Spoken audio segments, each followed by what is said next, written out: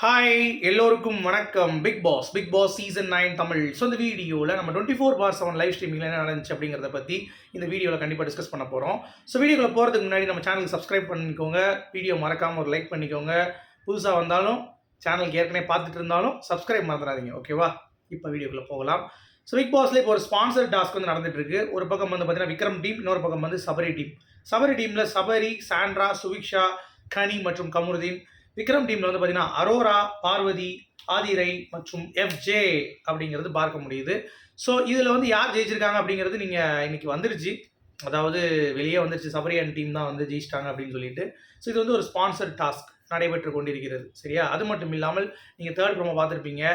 கனியை வந்து பொறி போட்டாங்க சாண்ட்ரா. அதாவது கனி வந்து தன்னுடைய சமையல் திறனாலையும் தன்னுடைய பாசம் அப்படின்ற ஒரு வேஷத்தினாலையும் எல்லாத்தோடைய கேமையும் வந்து உடச்சி விட்டா அப்படிங்கிறது எல்லாத்துக்குமே தெரியும். அதாவது கனி வந்து முக்கியமாக ரம்யாவுடைய டவுன்ஃபால் ஆனதுக்கு காரணமே வந்து பார்த்தீங்கன்னா கனி தான். கெமியோடைய கேம் டவுன்ஃபால் ஆனதுக்கு காரணமே வந்து பார்த்தீங்கன்னா கனி தான்.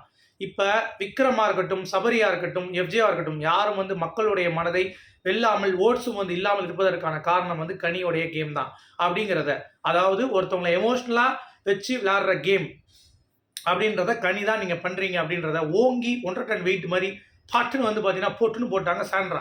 கனியால் வந்து பேச முடியல. உடனே அம்மா மேலே ஆணை, என் குழந்தைங்க மேலே ஆணை அப்படின்ற மாதிரி இதெல்லாம் ஒரே டைலாக்காக வந்து பேசிகிட்டு இருக்கீங்க உங்கள் குடும்பத்துலேருந்து அப்படின்ற மாதிரி தான் இருந்துச்சு. யாரும் நம்ம விக்ரம் ஒரே டைலாக் தான், கனி ஒரே டைலாக் தான்.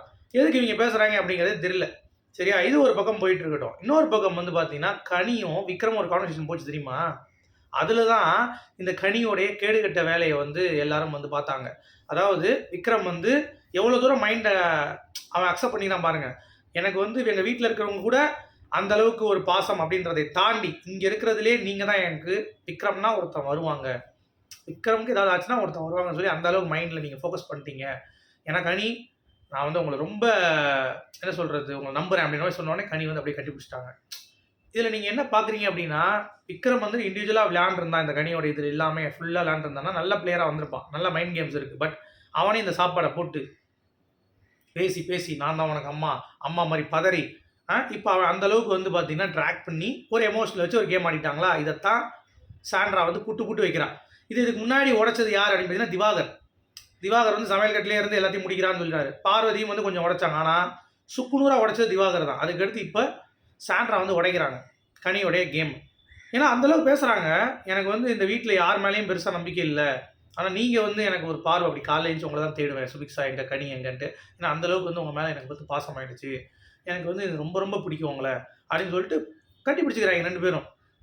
அப்போ பாசத்தினால இங்கே ஒரு கேம் நடக்குது. கனி அப்போ நீ எதுக்குமே சொல்ல மாட்டேன், நாமினேட் பண்ண மாட்டேன் அப்படின்ற அந்த ஒரு இது வருது இல்லை உங்களுக்கு, ஒரு திரை வருது இல்லை? அந்த மாதிரி திவாகருக்கும் பாரதிக்கு இருந்துச்சு, கரெக்டாக. ஆனால் அவங்க கேம் விளாட்னாலும் அப்படி விட்டாங்க. இவங்க கேம் விளாட்லையே, இவங்க கேம் வந்து மண்ணுக்குள்ளே போகுது அப்படிங்கிறத சாண்ட்ரா வந்து சொன்ன உடனே அவள் வந்து சத்தியம் பண்ணுறேன்றா. சத்தியம் பண்ணுறேன்னு சொன்ன உடனே நீங்கள் வேணா வெளியே போய் பார்த்துக்கோங்கன்ட்டா சாண்ட்ரா. நான் எப்படி அது நீ சொல்கிற, எமோஷனலாக வச்சு கேம் ப்ளே பண்ணாதீங்க, நீங்கள் தான் பண்ணுறீங்க அப்படின்றா. அப்புறம் வந்து இந்த மாதிரி நீங்கள் பேசி பேசி நீங்கள் ஃபார்ம் ஆக பார்க்குறீங்களா, நான் அப்படி சொல்லவே இல்லையே அப்படின்றா சாண்ட்ரா. அதுக்கடுத்தது தான் செம இது, நீங்கள் ரொம்ப சீப்பாக இது பண்ணிகிட்டு இருக்கீங்கன்னொடனே நீங்கள் தான் சீப்பு அப்படின்ட்டா. ஒரே வாரத்தில் உட்காந்து ப்ரில்லியண்ட்டாக ஹேண்டில் பண்ணுறான். இதில் நீங்கள் நல்லா யோசிக்க வேண்டிய விஷயம், சாண்ட்ராவுடைய கேமை ஸ்டார்ட் பண்ணுறேன். எனக்கு காலிலேருந்து சாண்ட்ரா அல்ல, காலைல டீகோட் பண்ணாலா கேம் உட்காந்து திவ்யா என்ன பண்ணுறா அப்படின்றதையும் புட்டு வச்சிட்டா. திவ்யாவுடைய ஃபேக் கேரக்டர், திவ்யா வந்து ஒன்றுமே பண்ணாமல் நான் பக்கம் நியாயஸ்தன் மாதிரி வந்து பண்ணுறா அப்படின்ற அந்த ஒரு முகத்திரையும் கிழிச்சிட்டா, ஓகேவா? சபரியோடைய ஃபேக் முகத்திரையும் வந்து ஸ்ட்ரைட்டாக கிழிச்சிட்டா இன்னைக்கு. சாரி லவ் யூ சொல்லும் போது நீங்கள் பார்த்துருப்பீங்கன்னு நினைக்கிறேன். நீ வந்து என்னதான் எனக்கு ஹேண்ட்ஸமாக தெரிஞ்சாலும் உள்ளே வரும்போது நீ ரொம்ப ஃபேக்கான ஆள் அப்படின்ற மாதிரி அடிச்சிட்டா. பார்வதி கம்ரு நான் யூஸ் பண்ணுறா. பார்வதி நீ ஒருத்தி தான் ஓரளவுக்கு ஆடுற அப்படின்ற அந்த கேமிங்கில் வரா கரெக்டாக. கம்ரு வச்சு பார்வை அடிச்சிட்டாங்க. இப்போ பாரு விலகிறதையும் சாண்ட்ரா வந்து கணிக்கிறான். என்கிட்ட நேற்று வரைக்கும் நல்லா பேசிகிட்டு இருந்த பாரு இப்போ வந்து விலகிறா அப்படின்ற. ஸோ பல கோணத்தில் இந்த கேம் அனலைஸ் பண்ணி இந்த அழுகிறத மட்டும் யூஸ் பண்ணாமல் அப்ரிங்கிங் வந்து சூப்பராக வந்து சாண்ட்ரா பண்ணிகிட்டு இருக்கா அப்படிங்கிறத பார்க்க முடியுதா? இப்போ நீங்கள் எழுதி வச்சுக்கோங்க, சாண்ட்ராவுக்கும் பாருக்கும் தான் அடுத்த கேம் அப்படிங்கிறது தான் பாயிண்ட். இது நடக்குதா இல்லையான்னு பாருங்கள். அடுத்த ஒரு சண்டை சாண்ட்ராக்கும் பாருக்கு வந்தால் மட்டுமே இந்த கேமோட டைமென்ஷன் கண்டிப்பாக வேறு மாதிரி இருக்கும் அப்படிங்கிறது தான். ஸோ அப்போ எல்லாருமே சைடில் ஆயிடுவாங்க அப்படிங்கிறது தான். ஸோ வினோத்தா, பாருவா, சாண்ட்ராவா, இந்த 3ஐ நோக்கி தான் இனிமேல் கேம் வந்து பயணம் பண்ணும் அப்படிங்கிறதுல யாரெல்லாம் பிலீவ் பண்ணுறீங்க? ஏன்னா நீங்கள் கேமோடைய அந்த எப்படி போகுதுன்றதை நீங்கள் கொஞ்சம் யோசிச்சாலே உங்களுக்கு புரிஞ்சிடும். கனி குரூப்பிசம், திவ்யா அவள் தான் உத்தமி அந்த மாதிரி கேரக்டர் ப்ரொஜெக்ஷன். ஆனால் அவள் வந்து அப்படி கிடையாது, நியாயஸ்தி கிடையாது, அவுட்டு. வினோத் ரொம்ப ஸ்ட்ராங்கு, கேம் நல்லா பண்ணுறாரு, எல்லாமே நல்லா பண்ணுறாரு, அவர் அடிக்கணும். இப்போ என்ன பண்ணலாம்? பாரு சாண்ட்ரா சேர்ந்து வினோத் அடிக்க போகிறாங்களா, இல்லை பாரு சாண்ட்ராவும் சேர்ந்து சண்டை போட போகிறாங்களா, பாரு முழுவதுமாக கமருதீனை விட்டுட்டு சாண்ட்ரா கூட சண்டை போட போகிறாங்களா, இல்லை வினோத் இதில் எப்படி ஒரு பங்களிப்பு இருக்க போகிறாரு? ஏகப்பட்ட டைமென்ஷனில் கேம் இப்போ தான் மாறுது. எனக்கு அதான் சந்தோஷமாக இருக்குது அப்படிங்கிறத நான் கண்டிப்பாக சொல்லிக்கிறேன். ஸோ ஆக மொத்தம் கனியோடைய குரூப் விஷயத்துக்கு முற்றுப்புள்ளி வைக்கிறதுக்கு ஒருத்தி இறங்கிட்டா. இது கூட சேர்ந்து பாரு ஆட போகிறாளா, இல்லை சாண்ட்ராவும் பாருவும் யார் பெரிய கேமர் பார்த்துடலாம் அப்படின்ற மாதிரி கேமை வந்து டியூன் பண்ண போகிறானுங்களா அப்படிங்கிறத நம்ம பொறுத்து இருந்தால் பார்க்கணும். இதை நீங்கள் எப்படி பார்க்குறீங்க அப்படிங்கிறத சொல்லுங்கள். மீண்டும் சந்திப்போம். Good bye.